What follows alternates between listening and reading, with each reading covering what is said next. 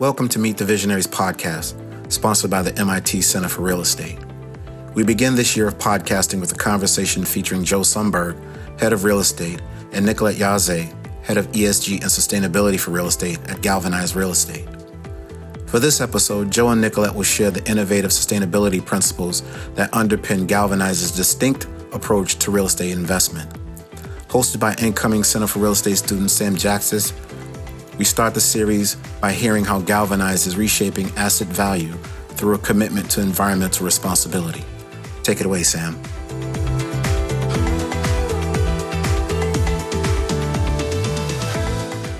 Hello, everyone. Welcome to the MIT Center for Real Estate podcast. My name is Sam Jakshtis, a current student here at the MSRED program. I'm joined by two visionaries in the industry from Galvanize Real Estate, Joe Sumberg, Head of Real Estate, and Nicolette Jaze, Head of ESG and Sustainability for Real Estate. Galvanize is a first-of-its-kind sustainable real estate platform dedicated to maximizing asset value while minimizing the environmental impact on their investments. Joe and Nicolette, thank you for joining us. Thanks so much for having us, Sam. So I'd like to ask both of you, but I'll start with you first, Nicolette. Aside from just your title, could you talk a little bit about your background, what led you to Galvanize, and your current role and responsibilities within the firm? Sure. Thanks so much. So I've spent 20 years in sustainability roles, over a decade of those working in the built environment at Goldman Sachs, which is where I met Joe when he was running the private equity real estate group. And so I was the first head of sustainability for his team, where I was infusing our investment process with sustainability concepts. I joined Joe here in November 2022 to really amplify those learnings and to take that to the next level, using the team that we have in-house, the impact team, as well as some of the external partnerships that exist to really take those concepts to the next level and ensure that they're authentic and core to our investment thesis. Well said. Joe, could you talk a little bit about your background and how you ended up at Galvanize? Sure, absolutely. So thanks so much for having us. We're excited to be here and have the conversation. So I'm an investor. Specifically, I'm a real estate investor. And that is why I'm here at Galvanize, because I think we've identified something that is a way to outperform our peer set for the same risk profile. As an investor, when you find something like that, that can be really exciting. And so I was very fortunate, as Nicolette said, to have worked alongside her and a lot of the other people who are here now at Galvanize and the real estate team at Goldman Sachs, where I was for 15 years. And I was investing on behalf of clients of the firm in a fund format. And with the help of Nicolette and the rest of the team, we were able to identify that we could profitably decarbonize real estate as long as we were intentional about it and have the right resources. And so I joined Galvanize in October of 2022 to start the real estate vertical. Thrilled that a bunch of people that I consider friends who I respect greatly have agreed to join me here. And I think it's because they see the ability to have differentiated profits as a result of the sustainability initiatives. Very cool. And you alluded to this a little bit, and I think we could go into this in much greater detail, but just at its core, what does it mean to have a climate-oriented investment thesis specific to real estate? Yeah, so for us, the foundational element of Galvanize Real Estate is that we think we can profitably decarbonize the built environment.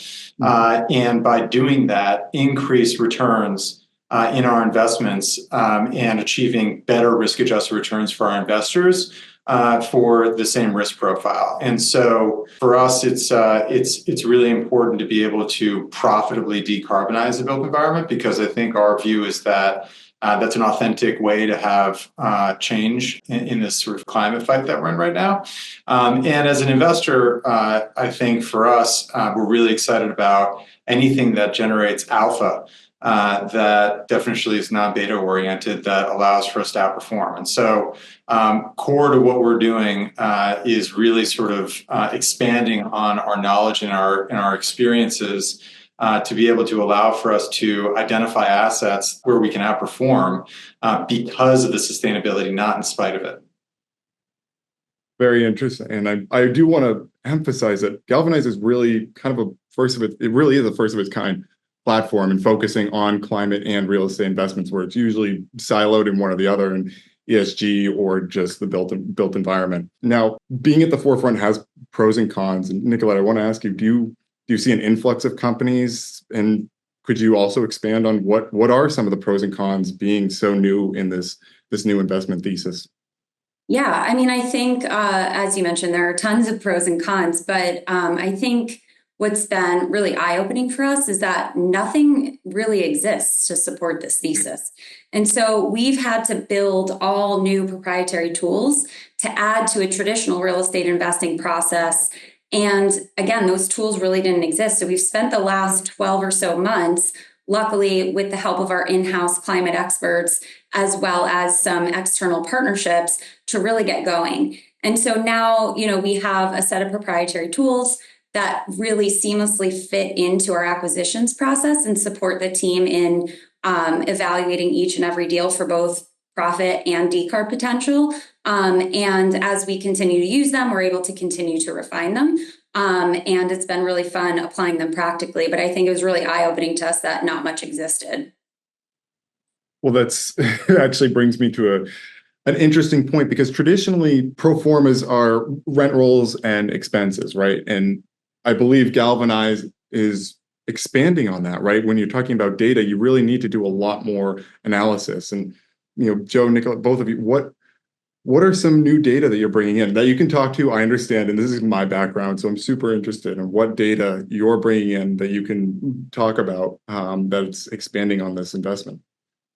Yeah, I can kick that off. So I think, the traditional tools and data points that I think most of the real estate industry has been looking at from a sustainability perspective has been climate transition and physical climate risk. We, of course, consider those as well. But I think the new piece that we're really honed in on and focused on is utility level data. So for example, what is the base load needs of a building? What is its consumption? What is the consumption estimate for a particular property in a particular location or a particular archetype? What are the costs for things like electricity and water today? What will they look like in the future? And then what is the grid, the underlying utility grid look like? And what does that transition plan sort of project into the future? And so these are things that really haven't been evaluated in the past as part of a transaction, but is something that we've really layered into our process to understand, again, can we decarb this asset profitably? And those are things that have been baked into our proprietary processes. Yeah, I just add at a very high level, what we're trying to do is bring in all the available data points to be able to optimize and improve assets. And so as real estate investors, it's basically what we're trying to do, which is buy commercial real estate, fix it or improve it, increase the value, and eventually, most likely, depending on the mandate, sell it. And so it really sort of makes a lot of sense for us that while we're doing our traditional real estate fundamental capital expenditures, to know all this information that Nicolette just went through, to be able to allow for us to further optimize these assets from an energy efficiency, resiliency perspective, improving them further and increasing profits further. And so it really is, in many ways, not that novel, but because the industry hasn't necessarily focused on it comprehensively, it is unusual. And when there is something that hasn't been done before, it's either a terrible, terrible mistake to do it, or it's a very interesting opportunity. We think it's an incredible opportunity. And I think after what has now been about 2 years here at Galvanize, I think it's a better opportunity than I thought it was going to be when I decided to risk my career on it, and certainly convince Nicolette and team to do the same. So utilities and forecasting in general, especially with climate change, is arduous to say the least. But utilities have some back data that you can work off of. I got to bring up the elephant in the room.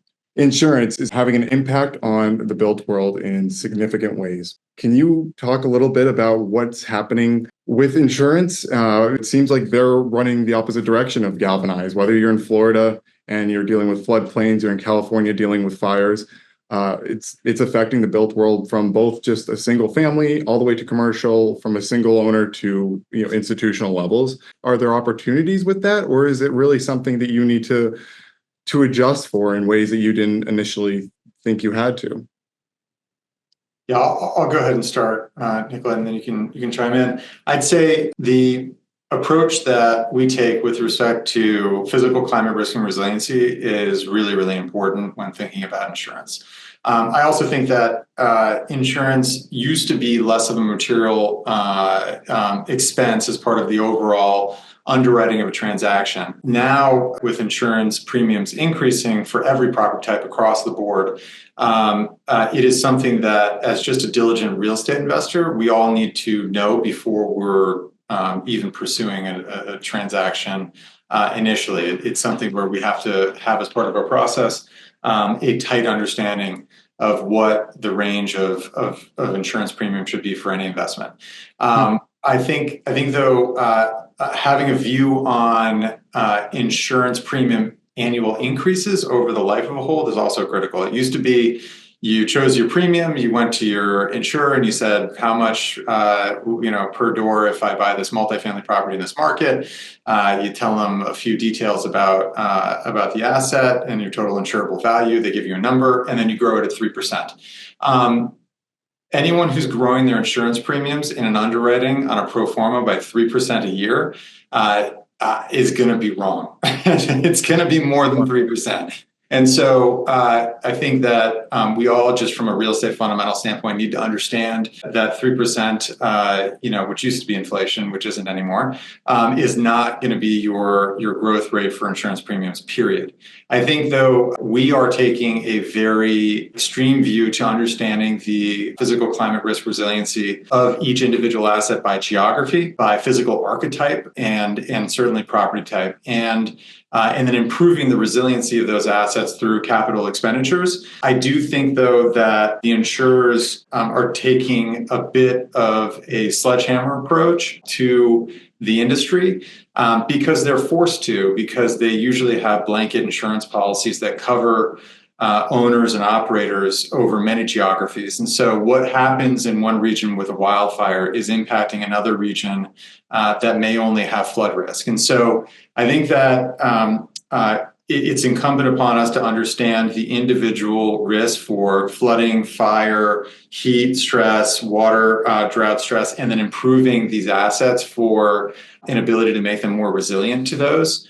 But we also need to recognize that the insurance industry is on its back foot here and is going to be incredibly defensive to how they approach insuring assets. And so if you have a out of favor product as determined by them, honestly, it's not going to matter what we're doing to these properties. Your insurance premium is going to go up. What we're doing, we believe, to these investments will help us select assets that will have less risk. And then we are improving them so they are more resilient. But honestly, we're not modeling that we get any insurance premium benefit for that. We're modeling that we get hit like a hammer, just like everyone else. Interesting. Being so aggressive about it, do you see less deals penciling out, especially being climate oriented, where a typical real estate investor who's not having those same climate goals is able to, maybe, especially with rates today, able to work it in, or is it not having a significant impact?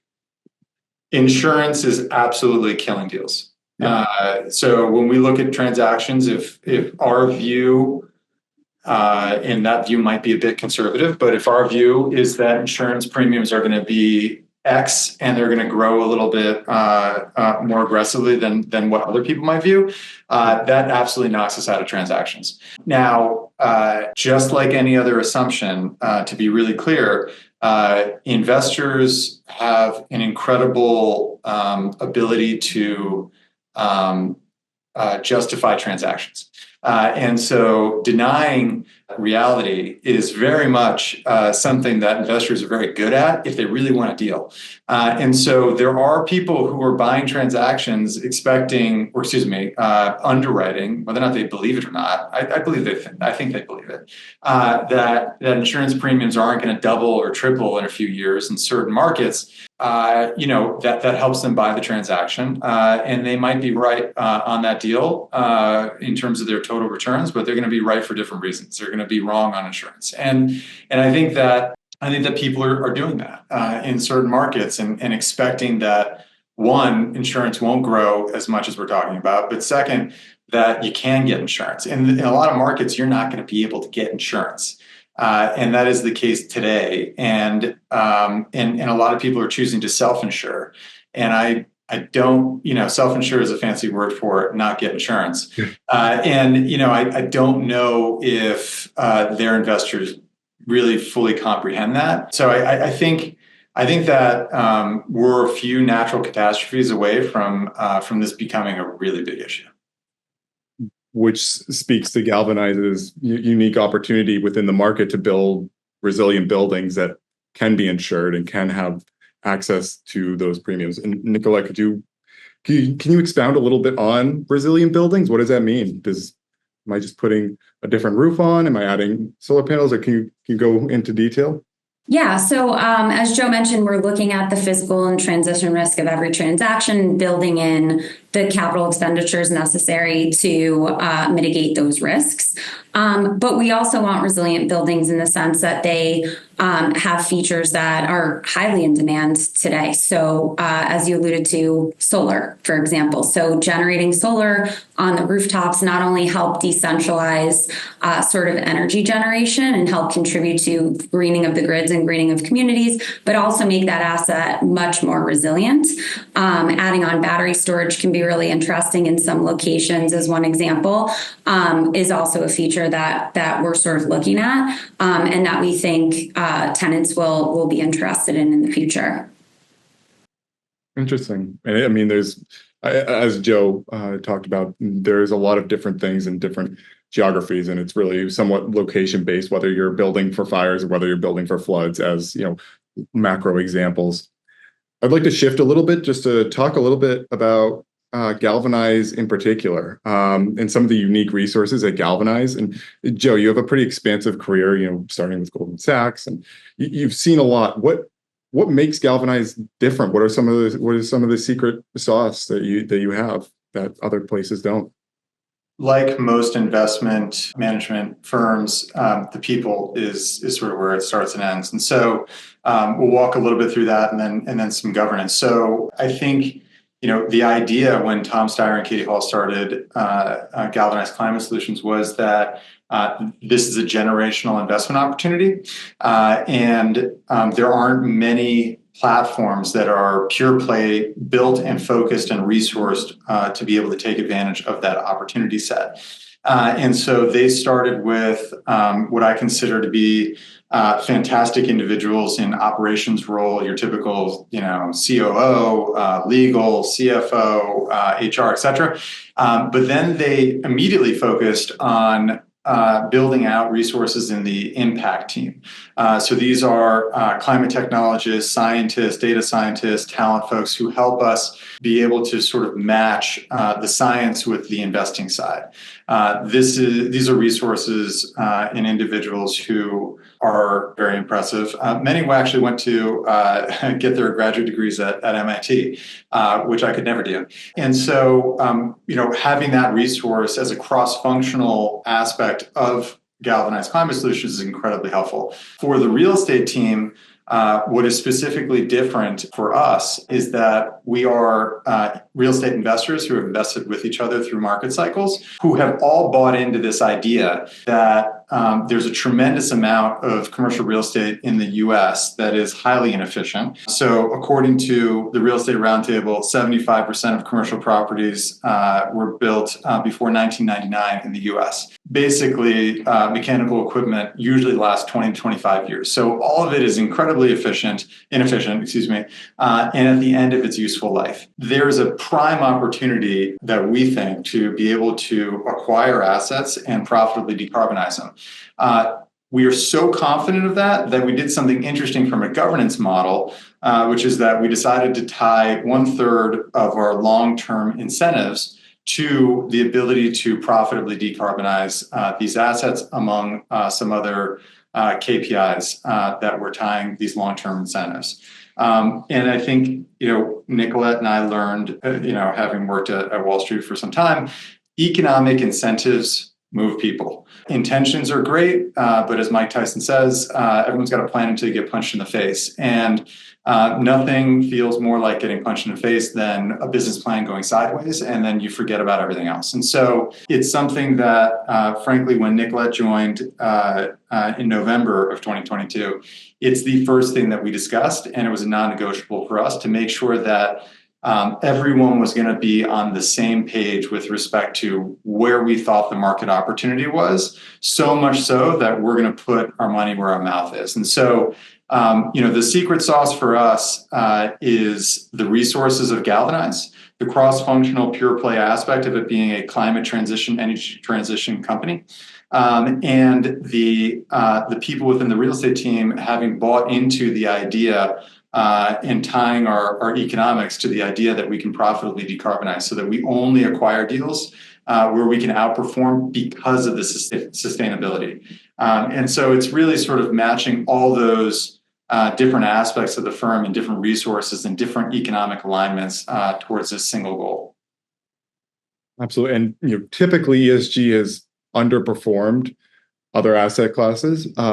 However, obviously with Galvanize, that's changing. Have you had some investors or some hurdles to overcome to gain investors that have preconceived notions of poor performance of ESG, or has it been that everyone's pretty excited about Galvanize and where you're heading and the direction of the company? Well, I'd say that within real estate, there is no data about whether or not sustainability or ESG performs or outperforms well, because there has never been, I think, an organization that comprehensively looks at utilizing sustainability as a way and a means of outperformance. And so we're excited to be proof positive, because we believe that if we're able to execute on our strategy in the way that we're talking about, that we're going to create a demonstrable ripple effect within the industry that's going to get people on board. Because the only thing that's going to catch on is capitalism. Nobody's going to do this out of the goodness of their hearts, we believe, at least not professionally and not from an investing perspective. And so we believe that data is already there within real estate. But I will tell you, many of my peers think I'm absolutely out of my mind, because the number one question I get from people who are a chair of an investment committee or CIO or someone running a real estate group is, that's great, Joe. I love what you're doing. My kids are really excited about the idea of saving the planet. But how do you do it profitably? Mm-hmm. How do you do it in a way that's not concessionary? Because if I knew how to do that, Joe, I would be doing it too. I think that is the ground we need to make up in the industry. And we are really excited to be proof positive for those folks. Absolutely. And going to Nicolette, I mean, there are not a lot of firms that have an ESG and sustainability officer of real estate, correct? I mean, this is sometimes you must be at a cocktail party and have to explain what that means. Yeah, well, I mean, there are certainly a ton of folks, particularly my colleagues on the ULI Greenprint Committee, that are trying to do just this and really move the needle and doing some pretty incredible work.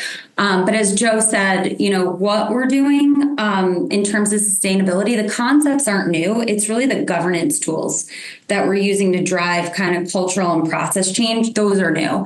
And so being well positioned at a firm like this and as a role and in the role that I have is just about kind of making sure we're all brave enough to do it, but also incented to do it. And so I think that's really the differentiator. There's certainly others that are trying to decarbonize real estate, but it's hard. It's really hard.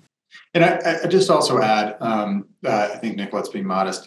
She is on the investment committee for Galvanize Real Estate, and she is an investor. That is how we view her as a team, and that is her role on the team. And I think that mindset shift, your sustainability issue person is not just doing reporting, and that they're adding value through investments is a critical function change in the industry. Absolutely.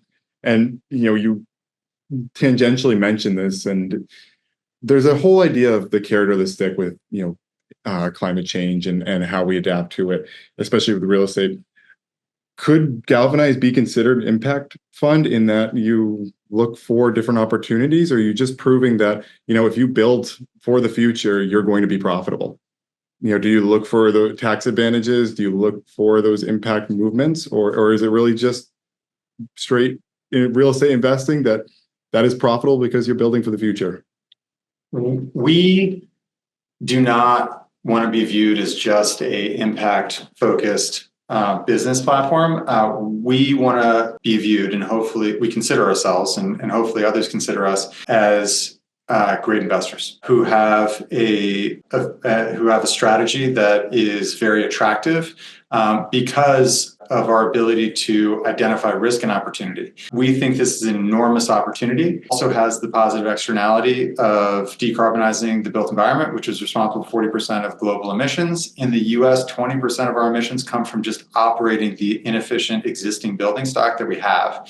And so, I hope that people, when they look at us and they talk with us and they see what we're doing in the marketplace, think about us as just smart investors. Now, with that said, are we going to mine the IRA and the Jobs Act? Absolutely. We're going to take everything that anyone is willing to give us to reduce the cost of any improvement that we're making that might decarbonize these properties.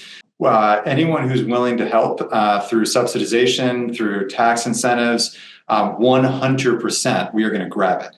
And we are going to be climate capitalists with respect to that, and we're going to be real greedy. Do you have anything to add, Nicolette, or is that? No, I think first and foremost, we're real estate investors, and we're using sustainability features to drive alpha and boost NOI and have more resilient investments, to your earlier point. Well, this is a great time to mention, and it's more of a congratulations. A few weeks ago, Wells Fargo Innovation Incubator selected Galvanize for its inaugural cohort of scalable tech track. Is there anything that you guys can talk about? I know it's really just a few weeks ago that it was announced. Is there anything that you can talk about? Yeah, sure. So myself, Dr. Howard Brands, and our VP of Asset Management, Alex Munoz, have been representing Galvanize at the NREL IN2 program. It's been a great experience thus far. We are one of 10 real estate owners and operators that were invited to participate in the program, which has been very long-standing, but we are the inaugural cohort of adopters. And so I don't think it's shocking to anyone that lots of clean tech exists. There's been tons of new innovations, a lot of money thrown at helping to scale these companies. But what hasn't really happened in the real estate industry is adoption at scale. And so what's needed is case studies. And so what this program does is really helps to educate both sides, innovators on what needs to happen for adopters to adopt these technologies. And then we need buildings in order to show the benefits of these technologies. And so NREL has been a really great experience thus far. It'll culminate in a matchmaking process where we'll be matched with some clean tech that we can implement at our properties, and hopefully a grant that will subsidize the cost of it. And ultimately, hopefully a case study that shows the industry that it's profitable decarbonization and help that company to get economies of scale and get more mass adoption in the industry. It's incredible. Yeah, wow, congratulations again. It's a really amazing feat. I'm going to shift more on macro policy view, if that's okay. And I want to ask, because there is a large discrepancy between the US and other parts, specifically Europe, in addressing climate change. Galvanize's thesis is focused in the US. And how does that thesis compare to other geographies when you're doing your homework? Do you compare with other geographies, or are you kind of siloed in this is what the state of affairs is in the US and this is how we're going to react? So we're really excited about the opportunity in the US because of the gated infrastructure that we have within the built environment, because of the costs of energy, because of the cost curve that has been moving in our favor with respect to renewable energy production in particular. And so, I just say that in the US, it's obvious to us that there's demand to deliver on more sustainable product because people want resilient commercial real estate, which is an obvious thing. People want lower energy costs and utility expenses, which is an obvious thing. And because people want more sustainable choices within their homes and their workplaces, which is also a proven thing. What we see elsewhere, Europe, Canada, et cetera, is maybe a little bit more of an acceptance towards a green premium or a brown discount for what we're doing. And, I think for us, we don't have any proof of that. And so we're not underwriting it. That's not our base case. We think that's our upside. And so we like it because it's a tailwind that's coming our way. If you look at these other geographies in these countries that, for different reasons, are now much further ahead, I think, than the U.S. But for us, we look at it as a potential tailwind, but not something that we're betting occurs in our base case in our immediate lifetime. What I would say is that what's really exciting about this strategy is that we're combining something that's really boring and investing when technology is boring. That's exciting. So, solar power, heat pumps, insulation, lighting improvements, energy efficiency projects, that is boring because it's been proven in all these other markets to be something that works. It works well, so well that it's been adopted en masse because it's more profitable. And so we're combining that with a lot of the exciting work that, frankly, everyone, I think, is more focused on because it's sexier, which is the work that Nicolette, Dr. Howard Brands, and Alex are focused on with NREL. Which is, these new technologies and incubating these emerging ideas and portfolio companies that are going to do incredible things. And so for us, one of the things that was really important when Nicolette and I were setting up the governance structure was making sure that this wasn't just when we acquire a property, we're going to basically make it efficient for that year. For us, it was really important to constantly need and want and be incentivized to come back to that asset every single month and every single year after we first acquired it, to incubate new technologies and try new technologies because there's the boring stuff that gets us all the way there, but there's the really exciting emerging stuff that is going to blow the roof off these things. And I think everyone's really thrilled and excited about that. But honestly, what gets me as an investor most excited is the tried and true boring stuff that's going to make it super profitable for us to do this. It's boring, but it's important. And, in that regard, and being at the forefront, is Galvanize a part of any policy level discussion, either at the local, state, even federal level? And Nicolette, I would imagine that's somewhat more in your purview. And could you speak a little bit about that? Yeah, sure. So as we've mentioned, the impact team that we're so lucky to have sort of at the core of our operations here at Galvanize has policy expertise. And so we work very closely weighing in on different policy level discussions. And so we've been able to really share perspectives from a real estate industry standpoint on why we would or may not adopt a new method for operating our assets. And so just as one example, we'd love to see a more decentralized power generation in the US, but the policy and regulation makes this really challenging for REITs to execute. And this is a huge missed opportunity because it's both profitable and supports decarbonization. And so unfortunately, a lot of barriers sort of exist similar to this issue. But the good news is that with the right conversations and small tweaks through these public-private partnerships, we can really move the needle on accelerating those solutions. But both perspectives need to really be brought together. And so we've been able to lean on those policy experts in-house.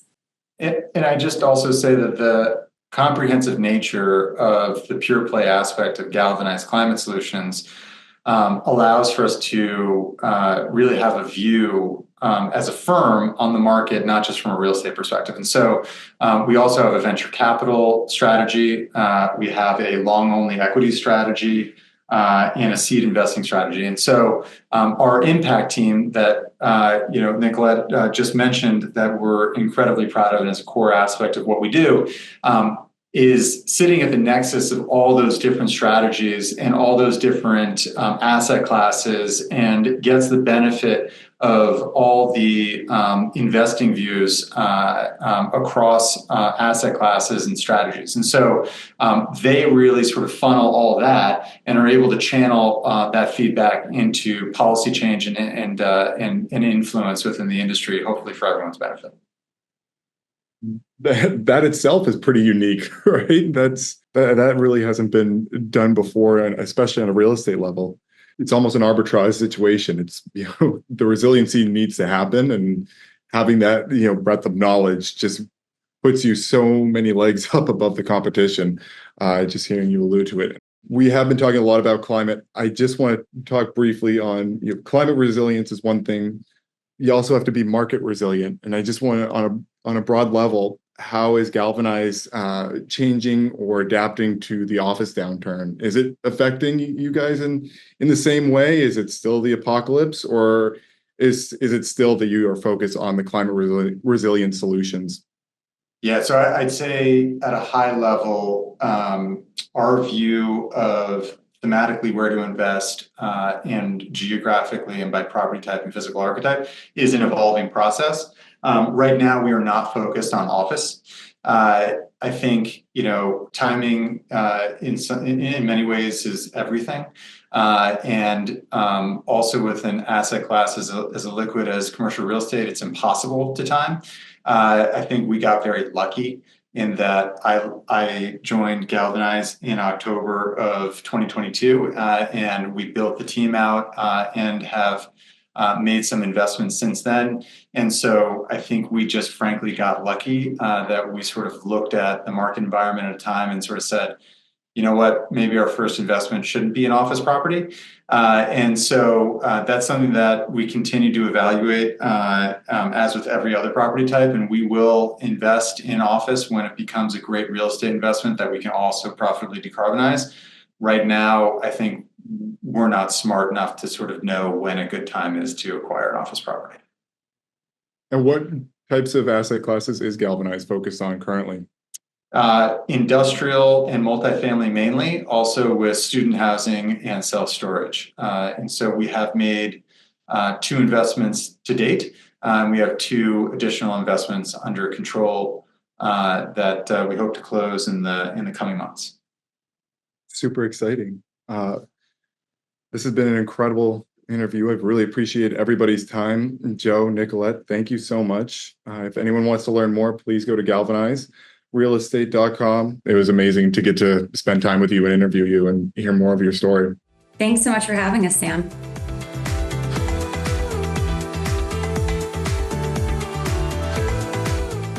Thanks to our listeners for tuning into another edition of Meet the Visionaries podcast.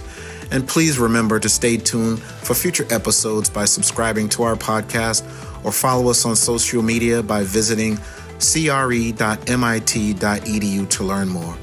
Until next time, take care, listeners.